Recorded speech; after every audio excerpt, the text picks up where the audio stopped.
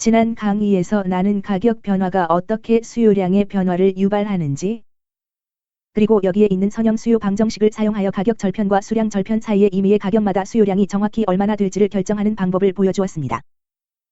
이 수업에서 내가 초점을 맞추고자 하는 것은 단순히 수요 곡선을 따라가는 움직임이 아니라 실제로 수요 곡선의 이동을 유발할 수 있는 요인들입니다. 자, 우리는 수요의 비가격 결정 요인을 소개한 이 시리즈의 초기 강의를 복기해 보겠습니다. 기억하십니까? 수요의 비가격 결정 요인은 재화 자체의 가격 이외의 요소들이 재화의 수요 곡선을 이동시키는 것을 말합니다.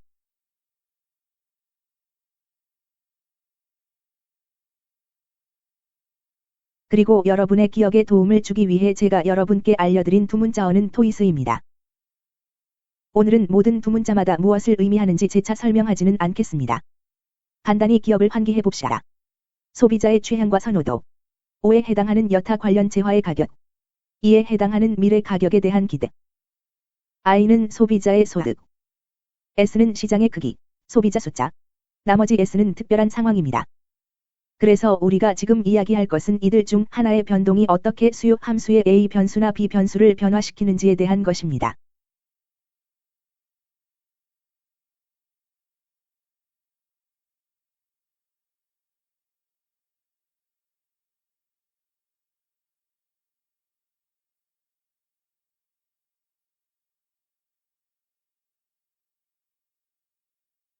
예를 들어 여기에서 한두 가지 사례를 살펴보겠습니다.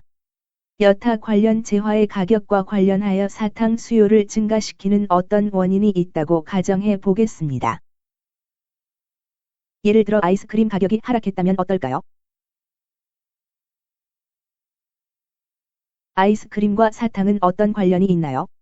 이런 것들은 아이들이 상대 재화 대신에 먹을 수 있는 맛있는 간식입니다. 아이스크림 가격이 하락하면 사탕의 수요 함수에는 어떤 영향을 미칠까요? 아이스크림과 사탕의 관계는 무엇입니까?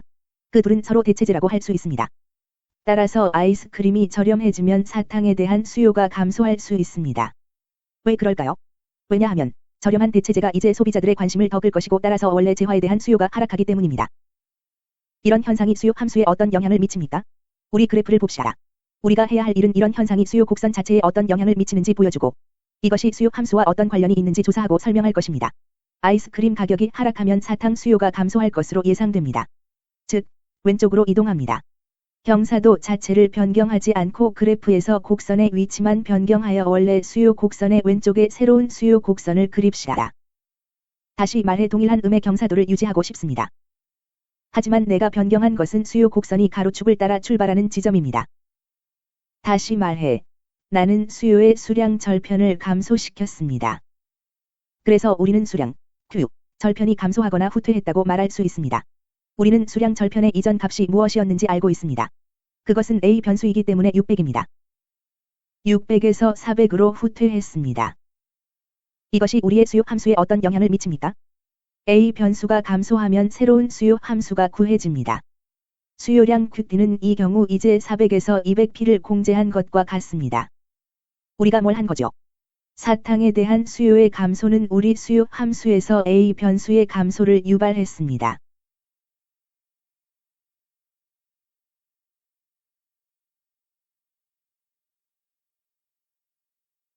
수요의 수량 절편이 원래 수준인 600에서 새로운 수준인 400으로 감소했습니다.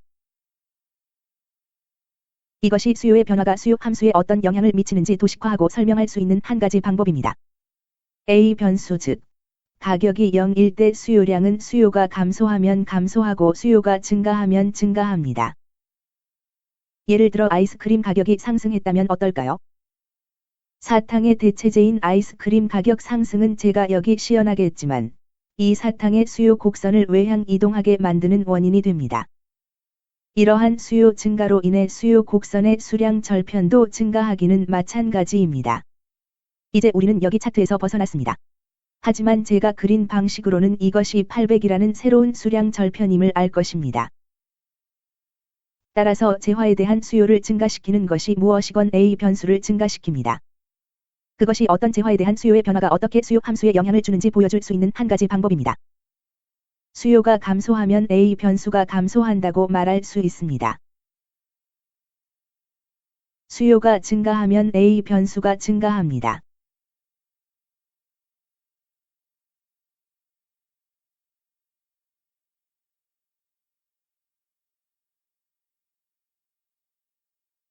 이제 우리는 재화에 대한 수요를 증가 또는 감소시킬 수 있는 일련의 시나리오를 살펴보고 이것이 수요의 수량 절편에 어떤 영향을 미칠 수 있는지 설명했습니다. 그러나 우리가 아직 다루지 않은 것은 무엇이 수요 곡선의 경사도를 변화시킬 수 있는지를 보여주는 겁니다. 선형 수요 함수 시리즈의 다음 비디오이자 마지막 비디오에서 살펴보고자 하는 것은 A 변수가 아니라 경사도의 역수인 B 변수의 변화를 유발할 수 있는 요인입니다.